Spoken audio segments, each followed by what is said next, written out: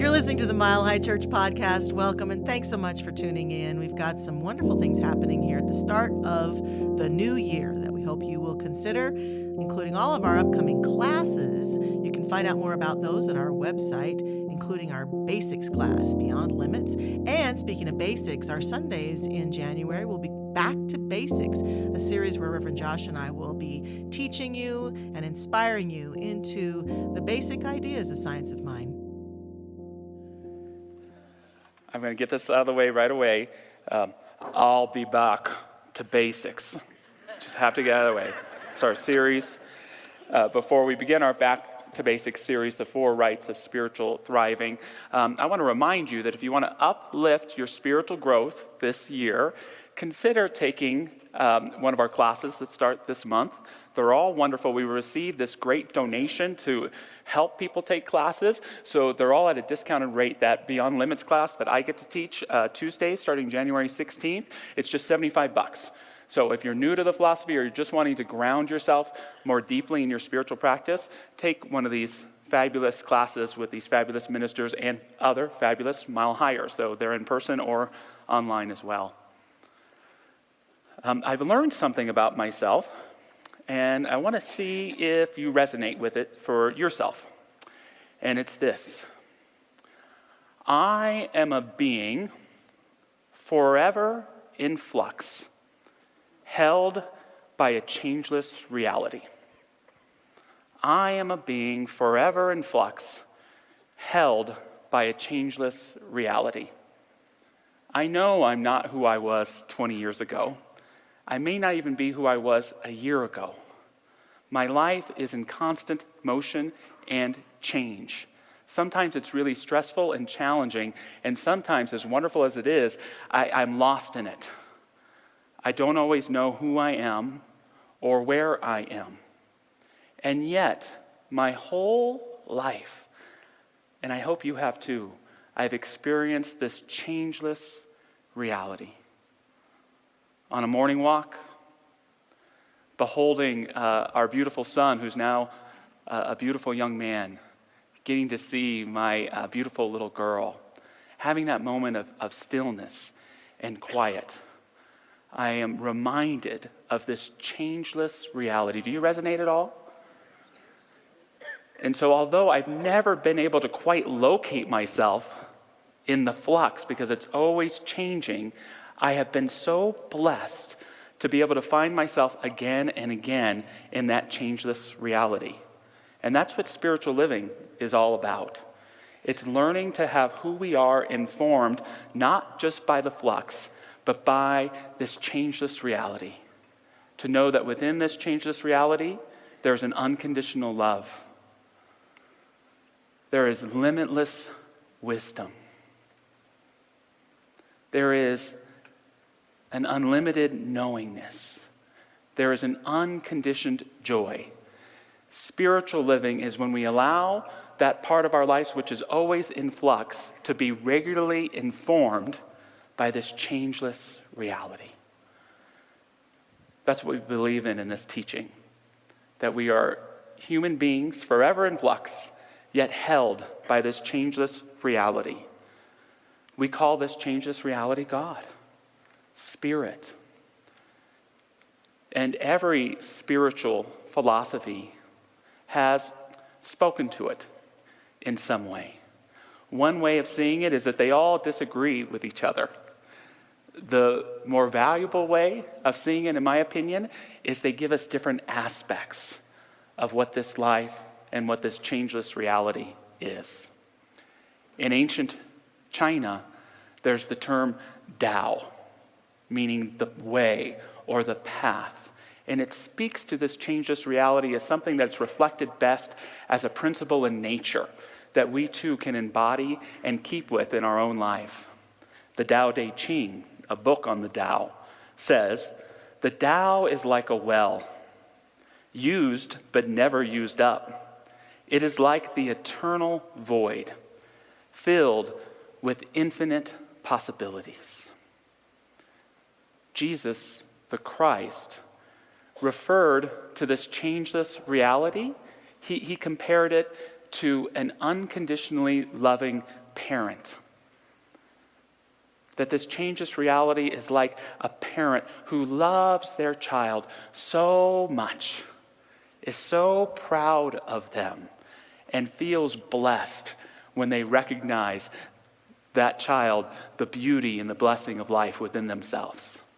He says of this changeless reality in the Sermon on the Mount, "Ask, and it will be given to you. Seek, and you will find. Knock, and the door will be opened to you. For everyone who asks receives. The one who seeks finds. And to the one who knocks, the door will be opened." In this last century, the incredible scientist Carl Sagan referred to this changeless reality as cosmos. He said, "The surface of the earth is the shore of the cosmic ocean. On this shore, we've learned most of what we know. Recently, we've waded a little way out, maybe ankle deep, and the water seems inviting. Some part of our being knows this is where we came from. We long to return, and we can, because the cosmos is also within us. We're made of star stuff.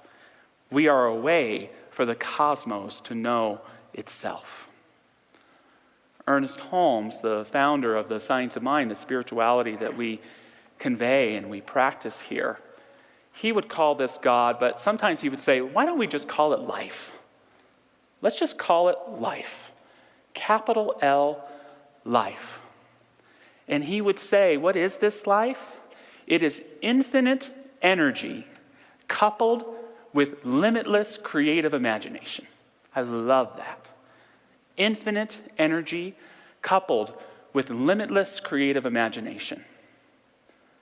What a better term for God than infinite energy, unlimited potential, unconditional love and creativity. That's what divinity is. And then there's this wonderful, amazing thing called limitless creative imagination. And that is where we find ourselves in the divine, and the divine rejoices in our recognition of it within ourselves. And it's using this tool of the mind that we don't just have as isolated beings, but we share in. We all share in this limitless creative imagination. And if you want a better life, what do you got to do? You got to imagine it. God cannot do for you what you do not allow to take place through you. And so if we want greater health, we've got to work on that imagination. Greater connection and intimacy in relationships, we've got to work on our imagination, our possibility consciousness. And we have to open up to live in a greater degree of faith that we co-create our lives with an infinite energy, a limitless potential, that when we combine ourselves with it, we can use to do great and incredible things for our thriving. My name's Josh. By the way, if you're new here and haven't met me, it's very nice to meet you. And what I want you to know about me today is how blessed I've been by this teaching. I've been in it since I was 13 years old, so take that with a grain of salt when I say every great blessing in my life is because of this teaching. I'm actually terrified of public speaking, but I do it because I've been so blessed by this teaching, and if I can help someone else be blessed by it too, I've lived a satisfactory life. I started at a teen program in Huntington Beach, California, when I was 13 years old. The year before, a minister by the name of Roger Teal had left that church to come to a church called Mile High Church to be the senior minister. And at that church at that time, there was a young, in her late 20s, minister by the name of Michelle Medrano, who I got to meet there, who will be back with us next week, by the way. And there were, I started going because the girls were cute. That was the portal in for me. I didn't care what church it was. I'll keep coming back. But there were these leaders of the group, Mary and Alan Feldman. And they created safe and sacred space. What is a sanctuary, right? But safe, sacred space. And there are these teens there that would share. It was the mid-90s, so it might be a teenager who was admitting their sexuality to themselves and to others for the first time. It could be someone who was sharing a hurt or a trauma that they had never articulated. It could be that a teen was embodying a virtue or a truth that they knew to be so about themselves, but they were afraid to share before because they might be rejected. And I knew almost immediately that this creating of safe, sacred space, that's what I wanted to do with my life. I did it with teens for a long time. I thought that would be it. I had no idea that I'd be a minister and 20-some years later here with you. But I want you to know that my goal every Sunday here is to create safe and sacred space. Not so that you listen to me, but that you listen to yourself. That this is an opportunity when we co-create safe and sacred space together, when we create sanctuary, that we can listen to ourselves. That you can listen to your life. That you can listen to that changeless reality that can inform your life. Whole, perfect, and complete spiritual reality informing my everyday life, which can sometimes be a whole, perfect, and complete mess. But they come together. And so I'm so grateful to get to be a part of creating that sacred and safe space that we are all a part of co-creating together. Our theme for this year's Back to Basics, the 4 rites of spiritual thriving. Notice the rite of passage aspect, the ritual aspect. Because that's what spiritual living is. It's about graduating to greater and greater levels of understanding, self-knowing, love, meaning in our lives. That's what it's all about. It's about graduating from a poverty consciousness to what it means to live in a prosperity consciousness.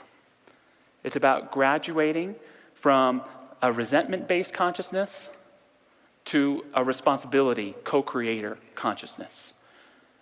In particular, today, one of the most powerful rituals there is moving from that self-understanding that we are broken, that there's something wrong with me, to the understanding that I'm whole, that I can live in wholeness. And that takes courage to do. Parker Palmer said, that's the thing about wholeness, is once you realize you're whole, you have to live your whole life. It will haunt you if you go back. And so I ask you the question today, what are you graduating from? Where in your life right now, what is the consciousness that has taught you all it needs to teach you, that you're graduating from, and what are you graduating into? What's the new way of understanding and being the life of your thriving is calling for in order to be created? It is up to you. And I don't know about you, but I think I've learned everything I need to learn from fear. I've learned everything I need to learn from resentment. I've learned everything I need to learn from blame. I've learned everything I need to learn from hatred. I've learned everything I need to learn from self-rejection. How about you? I want to learn from love. I want to learn from joy. I do not need to learn from being a broken human being anymore. I want to learn from my wholeness. And that's not just woo-woo thinking. That's courageous living, to live like a whole human being who knows there may be a lot of things wrong going on in your life, but there's nothing wrong with you. You are a precious expression of limitless creative imagination and that infinite energy that a spirit is in you, and it is calling to you to admit it and to live in greater alignment with what it is. A lot of us, I'll just say in our country, I'm sure it's true in the world too, the school that we go to in life, we call it the school of hard knocks. That's where the majority of people's consciousness is. Anyone here ever been to the school of hard knocks? Yeah, I've experienced that. But there's a whole belief system. It's like a religion that people believe in. And here are the beliefs that go along with it. The school of hard knocks. Life is unfair. Life has zero concern for me as an individual. I am not a unique snowflake. I am broken.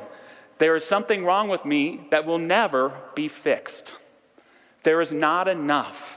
Life is about survival of the fittest. Happiness, love, joy, and especially spirituality are all coping mechanisms against the fact that life sucks and we're all suckers.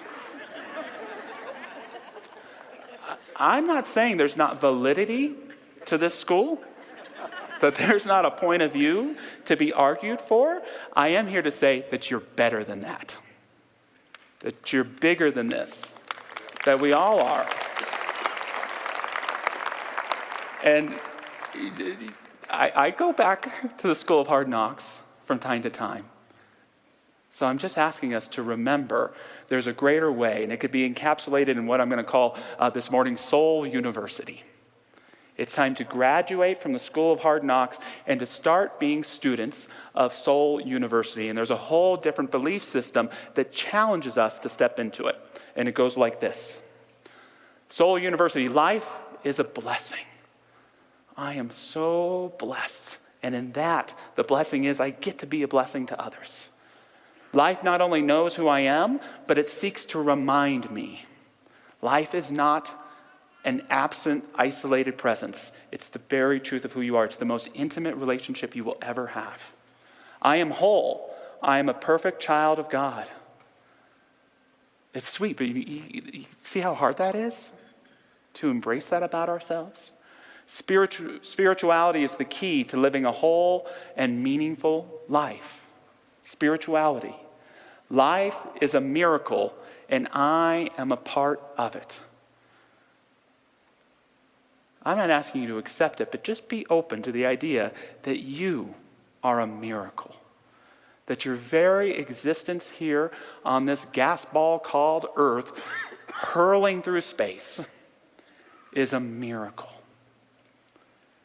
And all we need to do to experience the miracle of life and of our own being is to open up our imagination to the possibility that it's true. And to do our best to live like it, to act like it. It's not until we get out of the School of Hard Knocks and into Soul University that we begin to see the synchronicities and the magic of our lives. Again, Soul University is not the school of naivete, superficial positive thinking, or looking at the world through rose-colored glasses. It's courageous living. Martin Luther King Jr. went to Soul University. Mahatma Gandhi went to Soul University. Mother Teresa went to Soul University. Howard Thurman went to Soul University. Mr. Rogers went to Soul University. It takes courage, but it's not until we're there that we begin to see how this changeless reality has shown up in our lives to help us realize our divine potential.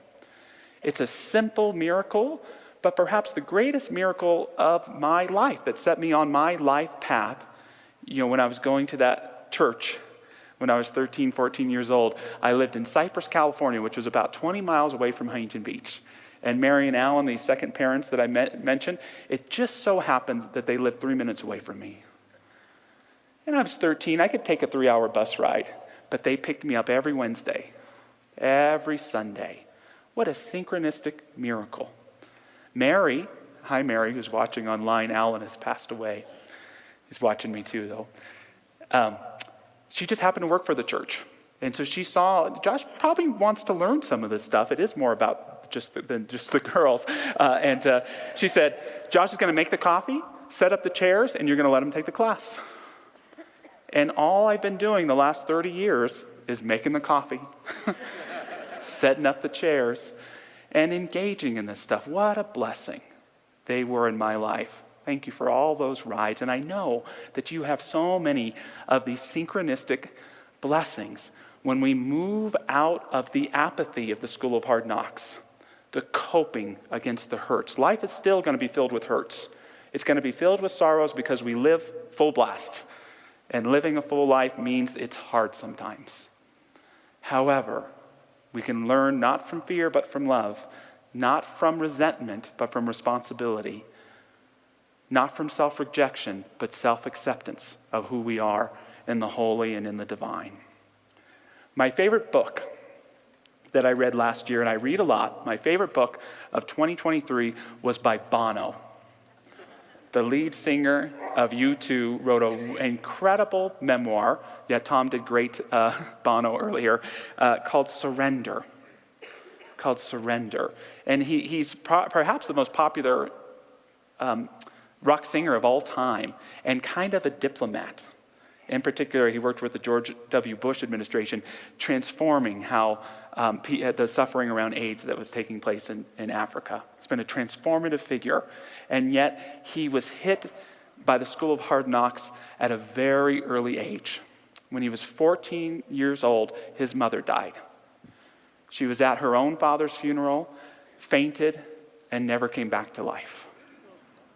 What a hole to be created.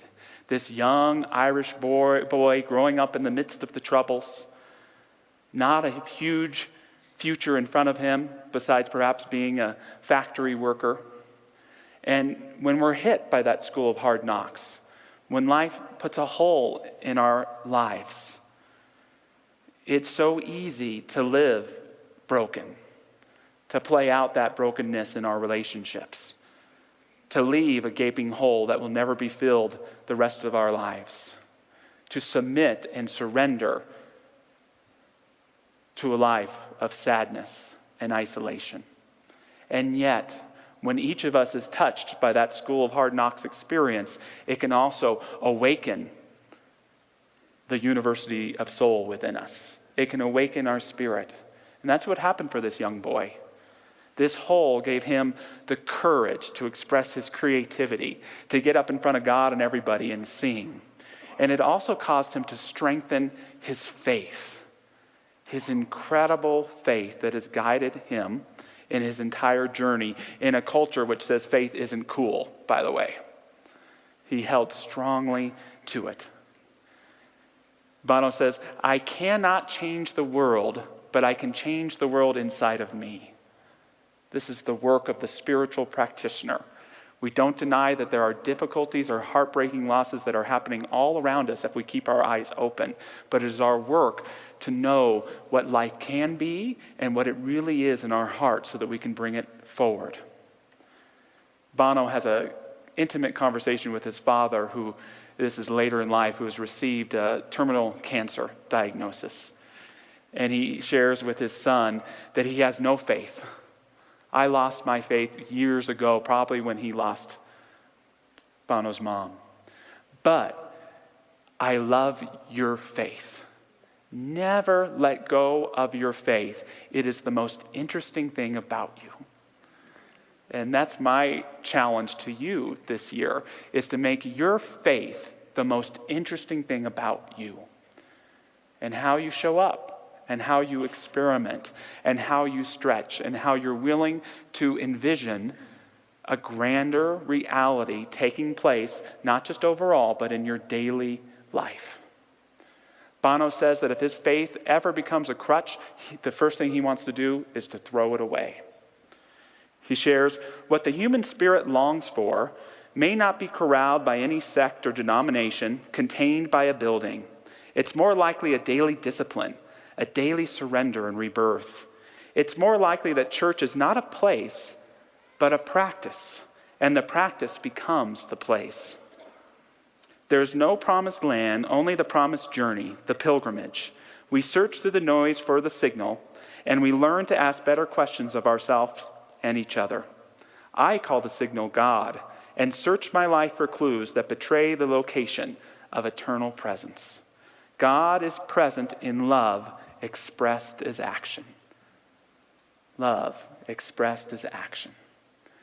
To close today, I just want to share with you 3 important points that I think are truly unique about religious science and science of mind, what we teach here. And each of these points is reflected in what we call here at Mile High our ongoing initiatives, things that we want to step into that are relevant to the world and our life every year. The first is this: The world is fundamentally good and sacred. We do not come into this life and world, but are a divine expression of life and the world. This is something we only share with our indigenous brothers and sisters, this idea that this thing called earth is sacred. We were not brought into this earth as some sort of obstacle course. We were brought forth by the earth, by the sacred in the earth, because each of us has something, a vitamin C for this planet that it needs. Thus, we are here to take care of this earth, to nurture it, and to nurture the humanity which is a part of it. This is reflected in our wonderful Sacred Earth initiative led by Dr. Patty and Dr. Barry. And I love this idea that we are not separate from Earth, but we are its children, and we are here to care for it, including ourselves. Second, although brought up in a collective consciousness of separateness and violence, we are not born of sin or of separation, but we are born whole and complete. It sounds simple to so many of us, but it is unfortunately not the teaching of so many of the faiths that we love and value. We believe wholeheartedly here, not that you don't have room for improvement, but that you are born a beautiful, precious expression of the divine, physically and spiritually. And we are here to embody that truth and to live it more abundantly. Do we make mistakes? Do we sin? Do we self-reject? Yes. Atone. Get saved. Get better. Whatever that looks like for you. But know that you are a perfect, beautiful expression of the divine. This is expressed beautifully in our diversity and belonging initiative here, which isn't about wokeness. It's about oneness. It's about honoring the dignity and the spiritual rights of all people, no matter what faith they are, political affiliation, gender identification, whatever it may be. We love everybody, and we uphold their dignity. This is important to remember in 2024 because it's going to be an interesting year, isn't it? You know, it is the American way to demonize politicians. I'm not asking us to get out of that, but it is not the American way to demonize people who vote for those politicians. And it's up to us in what will be certainly strenuous times, and have your feelings political, stand in your truth, speak it powerfully, but uphold the dignity of your fellow citizens. Listen to them, try to understand them, convince them with argument if they're listening, but don't release that dignity that is such a part of not only our spiritual way, but the true American way as well. Lastly, we are here not just to learn, but to thrive. Heaven is a consciousness we as humanity are called not to hope for in the afterlife, but to create in this life. This is expressed in our beautiful interfaith initiative led by Reverend Zamira, where we realize that we do not discriminate against wisdom. We find in all the great faiths and all great philosophies tools for living and tools for not waiting for eternity to happen in the afterlife, but to weave it into this life, the spiritual life, to make sure that that reality, that unchanging reality, is something that's visible in how we treat one another and how we live and how we show up. And I believe wholeheartedly, if you embrace these three ideas for your life, that your life will be more abundant, it will be more meaningful, and you will be much more who you are and who you are meant to be. So closing in prayer, I just invite any of our incredible prayer practitioners to stand and join us. And before we close our eyes, take a look at these incredible people, because part of their spiritual path is making a commitment to support us in our spiritual journey. And every Sunday after church here in the sanctuary, they are in front of this stage. And I invite you to utilize them regularly, not like a hospital where you're sick and asking for help, but to help. They are here to affirm the life that you are co-creating with Spirit. You don't even have to have a request. You can just pray for my well-being. Pray for the highest good. Give yourself that gift, because these practitioners have committed their spiritual lives to this. And guess what? We get blessed by getting to pray for you as much as you get the blessings from the prayer. So knowing that, I invite us again back into that question. What am I called to graduate from this year and into? Knowing that greater degree of livingness is calling to each of us, that in this flux of everyday human living, filled with change, often struggles and tribulations, there's still this changeless reality, and it contains within it not nothingness, but the breath of limitless creative imagination. And as we allow that limitless creative imagination to touch our hearts, I know it works through us, helping us to move from sickness to healing, from impoverishment to richness, from brokenness to wholeness, from self-rejection to self-acceptance of who we are in spirit. I know that this activity not only blesses our own lives, but it blesses those whom we love and care for. It blesses everyone who we come into contact with, honoring the Spirit and this healing, knowing that it is in every one of us. We see it, we celebrate it, we are it, and we practice it every day because that's who we are. And so it is. Thanks for listening to the Mile High Church podcast. This podcast is made possible by the generous contributions from listeners like you. To make a donation, please visit milehighchurch.org.